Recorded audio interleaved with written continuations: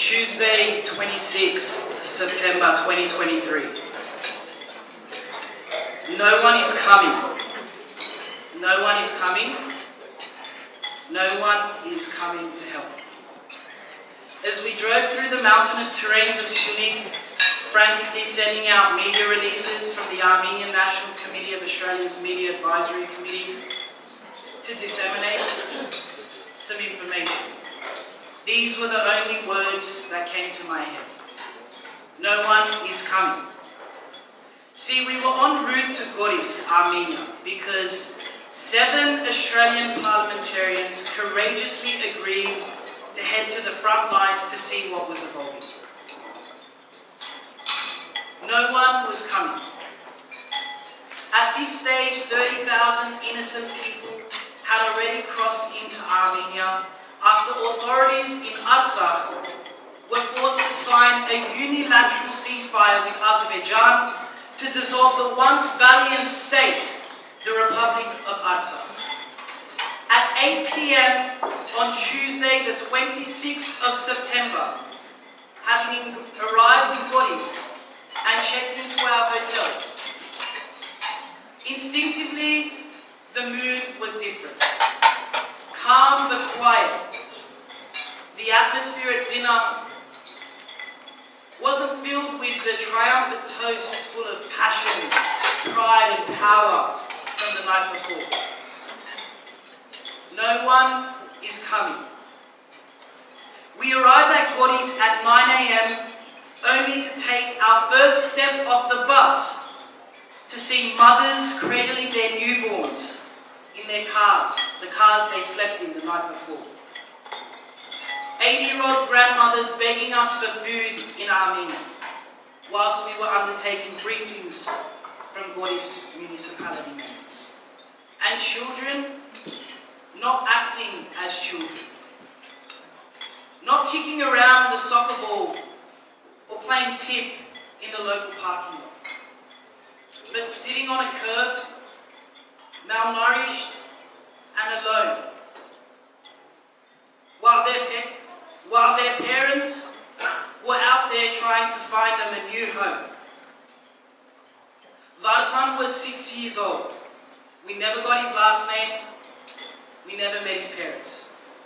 I knelt down, and the young boy who was sitting on that curb with his 2 brothers was opening what was probably the first juice popper he had in months.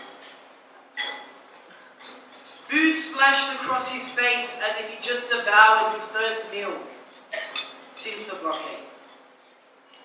Innocence oozed from this 6-year-old boy's eyes, unaware of the pain, unaware of the trauma around him, unaware that this world had let him down, unaware that life would never be the same for Vartan. But it was then that I realized what I told myself was incorrect. Not false, but incorrect. Because someone was coming. In 1915, Australians on the home front read in the papers of the massacres, the tortures, the persecution of the world's first Christian nation, the Armenians. But still, as a collective, the global community was silent. 108 years later, in 2023, for a week and a half, the Armenian National Committee of Australia was conducting interviews from the front lines of Goris with SBS, Sky News and ABC. But still, after a week and a half, the world collectively felt silent. See, the world did fail us. And you do have the right to be upset. You do have the right to be angry.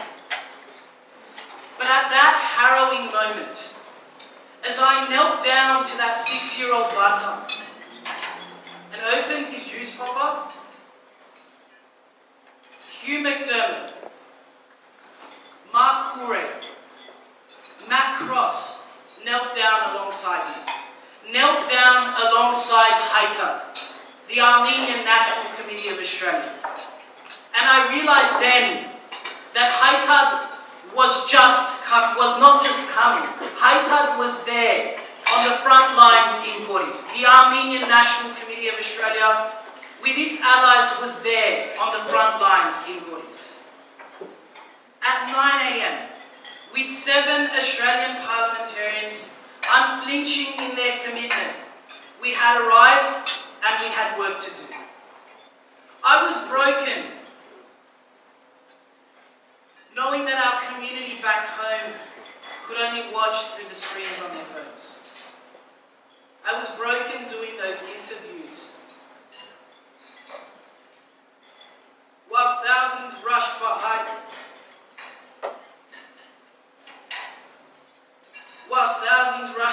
me trying to plan an entire new life.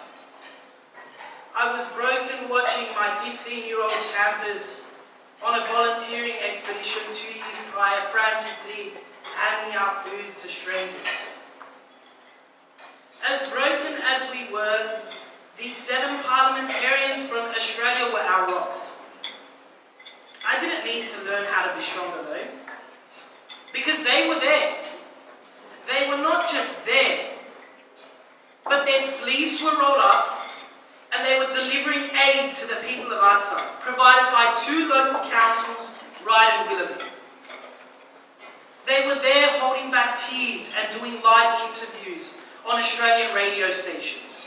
They were there writing op-eds that later got published in Australian media outlets. That notion of no one is coming that I had built in my head was inaccurate. The Armenian National Committee of Australia was there, and so were our champions. Thank you.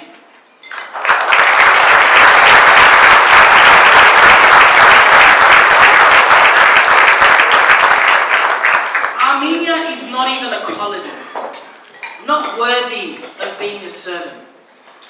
January 29, 2015. These are the words of a dictator who got away with what he wanted. The words of President Aliyev. Armenia is not even worthy of being a servant. They were his words. He got away with it because 100,000 people were removed from their ancestral homelands by the iron fist of Azerbaijan. Nonetheless, tonight as we gather while Artsakh is empty and occupied, and now the guns are pointed at Armenia, we remind ourselves of our role, our duty, and our accomplishments. Each day at the Armenian National Committee of Australia, we are working to empower a new generation of advocates, a new generation of Haitad warriors to champion the rights of the people in a faraway land that many of them have not even stepped foot on. Tonight, you will see these warriors. You will watch their stories and be proud that this new generation of our torchbearers are carrying that flame through dark and winding roads, not to create a better world for Armenians, but for each and every Australian. That is what Joe Hockey has done. That is what Gladys Berejiklian has done. And that is what Giselle Kaptarian, the Liberal candidate for North Sydney, will do in whichever house that she serves.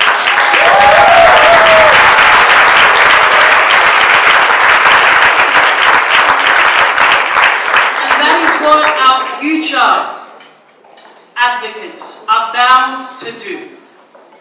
The ANC-AU has several outreach initiatives to school those who wish to be carriers of the flames of justice. Through Golston Government, junior advocates, youth advocates, and the Hugo Kortian Scholarship, we are preparing a committed, passionate generation of go-getters ready to march on Capitol Hill as future policy advisors, as future staffers, and future chief of staffs.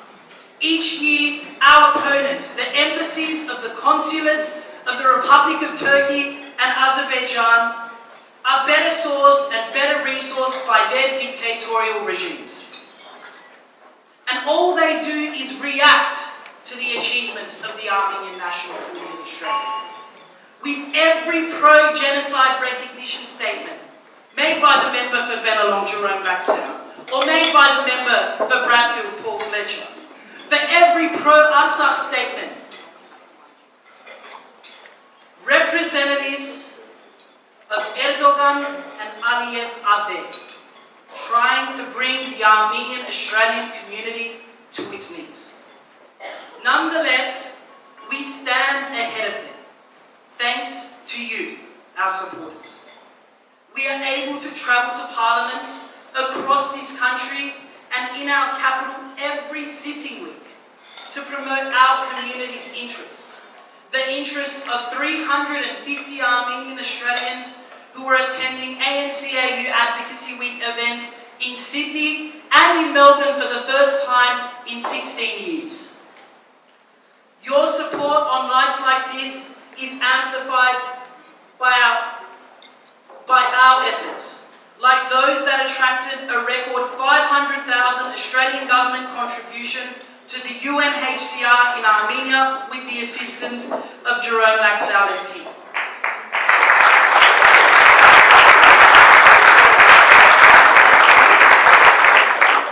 To help with the humanitarian crisis engulfing our homeland following the arrival of 100,000 displaced Armenians. Friends, on the Armenian genocide front, we were handed a backhanded slap.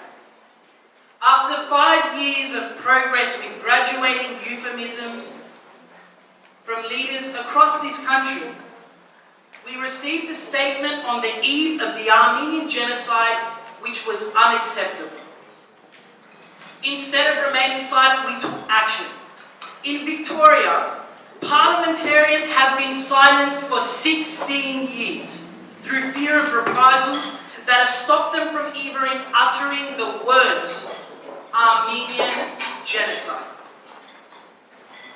Yet after our leaders' statements and advocacy in Victoria, with the assistance of 15,000 Armenians, 5 state Victorian parliamentarians for the first time in 16 years went on the record calling for recognition of the Armenian genocide in Victoria. Instead of remaining silent, we took action.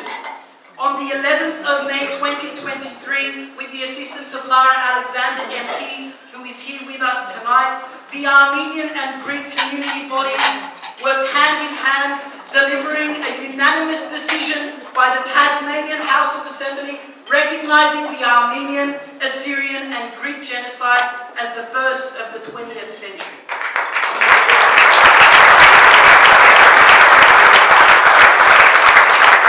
Instead of remaining silent, we took action. Friends, for years we have told you that the Australian Greens had initiated a party policy formally calling on the Australian government to recognise the Armenian genocide. Well, today, I am proud to announce that the Australian Liberal Party's Advisory Committee on Federal Policy in July 2023 formally endorsed a position on the Armenian genocide, officially recognising the massacres as genocide.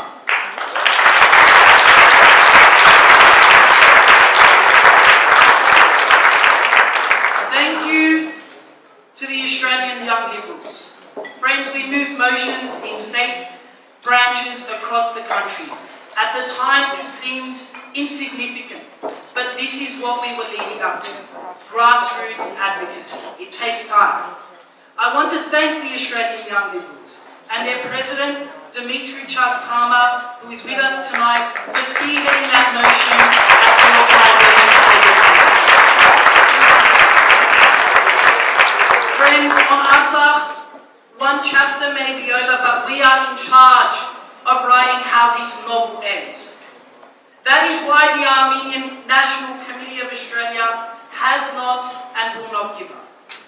When the Azerbaijani embassy decides to parade around the democratic hallways of parliaments across Australia to promote their lies around the blockade or ethnic cleansing, we will double down and did double down on our efforts to ensure Australia stood in line with the International Court of Justice, calling on Azerbaijan to open the corridor and provide humanitarian aid to the people of Artsakh. We secured both with the assistance of our friends Jerome Maxwell and Paul Fletcher MPs. Thank you.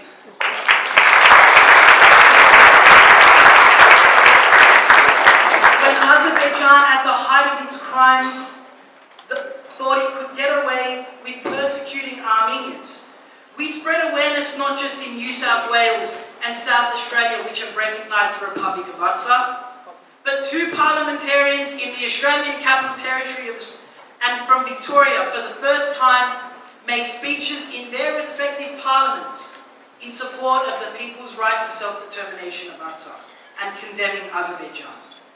We are in charge of our response to this conflict. We are in charge of how we respond to the fate of the people of Artsakh. We are in charge of how Australia stands in history. With every mountain we climb at the Armenian National Committee of Australia, there is another one tomorrow. We are ready to charge.